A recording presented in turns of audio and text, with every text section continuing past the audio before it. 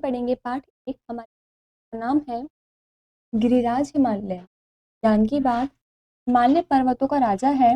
आसमान को छूने वाली बर्फ से ढकी इस चमकीली चोटियों में एक चोटी ऐसी है जो विश्व की सबसे ऊंची चोटी है।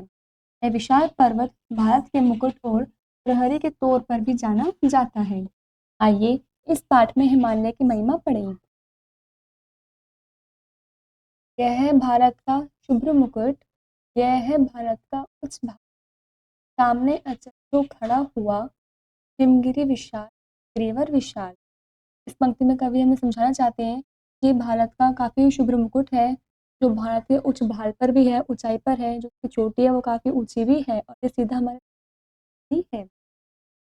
कितना उज्जवल, कितना शीतल, कितना सुंदर इसका स्वरूप है, चूम रहा गगन आंगन को इसका उन्नत मस्तक अनूप। ये कितना उज्जवल है, कितना शीतल है और ये कितना सुंदर भी है इसका स्वरूप। ये गगन आंगन को चूम रहा है, जो इसका मस्तक है, मतलब ये पूरे आसमान छू रहा है। है मानसरोवर यहीं कहीं, जिसमें मोती चूते मराल, है यही कहीं कैलाश शिखर, जिसमें रहते शंकर कृपाल। मानसरोवर भी यहीं कहीं पर ही है जहाँ पर मोती मराल चूते रहते हैं, और यहीं कहीं पर कैलाश शिखर भी है जहाँ पर शंकर रहते हैं। युग युग से यह है अचल खड़ा, बनकर स्वदेश का शुभ्र छत्र, के अंचल में बहती है गंगा सचकर नवफूल पत्र। युग युग में यही अचल खड़ा हुआ है एक स्वदेश बन करके, और इसी के आंचल में से जो गंगा है वो सचकर बहती है।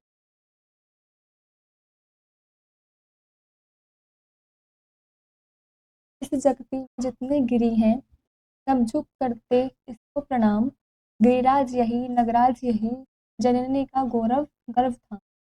जितने भी जगती गिरी हैं सब उसको झुककर प्रणाम करते हैं। ये गिरिराज भी यही है, नगराज भी यही है, और जननी का जो गौरव है वो भी यही है।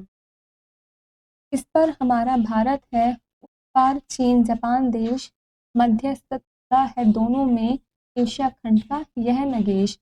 इस इस ओर हमारा जो है भारत है, दूसरी ओर जापान और चीन देश भी है, और ये इन दोनों के मध्य, इन दोनों के बीच में खड़ा हुआ है।